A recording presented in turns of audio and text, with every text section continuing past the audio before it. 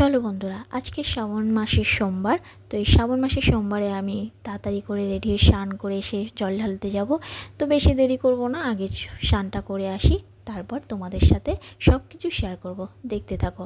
তো এখানে কথা বলতে বলতে আমি স্নান করে চলে এসেছি। আসার পর ঠিক করলাম এই লাল শাড়ি, লাল সায়া আর এই সবুজ ব্লাউজটা পরবো। তাড়াহুড়োর মধ্যে যেটা পেয়েছি সেটা নিয়েছি, সত্যি কথা বলতে বন্ধুরা। তো চলো শাড়িটা পরে আসি। তোমাদের সাথে সব কিছু শেয়ার করতে চাই, কিন্তু টাইমের মধ্যে হয় না। কেন বলো তো বন্ধুরা, আমি সব কিছুই মানে তাড়াহুড়োর মধ্যে কাজ করি, কিন্তু তবু কেন জানি না দেরি হয়ে যায়। দেখতে দেখতে দেখো ঘড়ির কাঁটা বাজবে এখন প্রায় প্রায় 10:30 বা 10টা, এরকম 10টা 10:30 হবে। দেখো, ওই দেখো। এবার আমি যে ভিডিওটা একটু বড় করব বা আরও সব কিছু তোমাদেরকে শেয়ার করবো, সেটার হয়ে ওঠে না। চলো শাড়িটা পরে আসি। তো এখানে দেখো আমি শাড়ি পরে চলে এসেছি। এবার শাড়ি পরে জানি না কেমন লাগছে, সিম্পল সেজেছি। তো তোমাদের যদি ভালো লাগে ভিডিওটা অবশ্যই কমেন্ট করে জানিও আমার কেমন লাগছে লাল শাড়িটা পরে।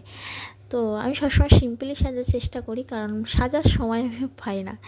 তো আগে বাড়িতে পুজো দেব, তারপর বাইরে পুজো দেবো। আমার শাশুড়ির হুকুম এটা। এটা সত্যি, আগে বাইরে দেওয়ার আগে বাড়িতে আগে পুজো দিয়ে তারপর বাইরে যেতে হয়।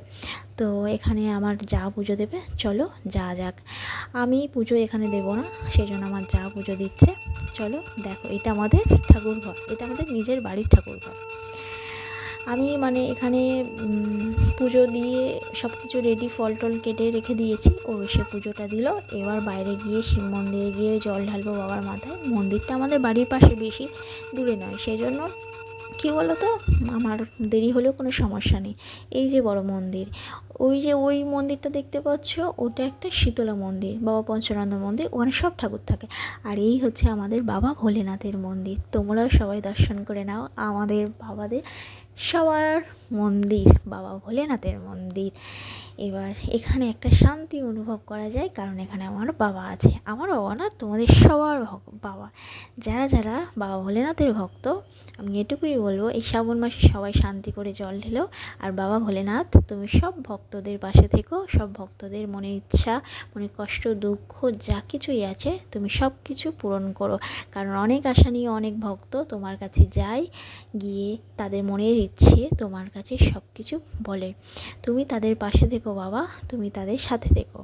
তো চলো, এইটা এরপরে যে মন্দিরটা দেখাই, এই দেখো, এটা আমাদের মা কালী, ওটা মা বনবিবি, তারপরে জগদ্ধাত্রী, তারপরে মা কালী, তারপরে মা শীতলা, তারপর মা মনসা, তারপরে বাবা পঞ্চানন্দ, তারপরে রাধা কৃষ্ণ।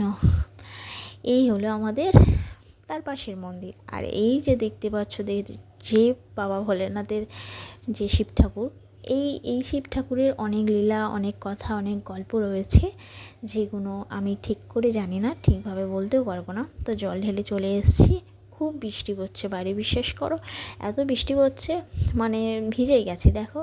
তো যাই হোক, চলে এসেছি জল ঢেলে, এসে খাওয়া দাওয়া করে উপরে চলে এসেছি। এবার রেস্ট নেব। তো বন্ধুরা, ভিডিওটা ভালো লাগলে অবশ্যই কমেন্ট করে জানিও। টাটা।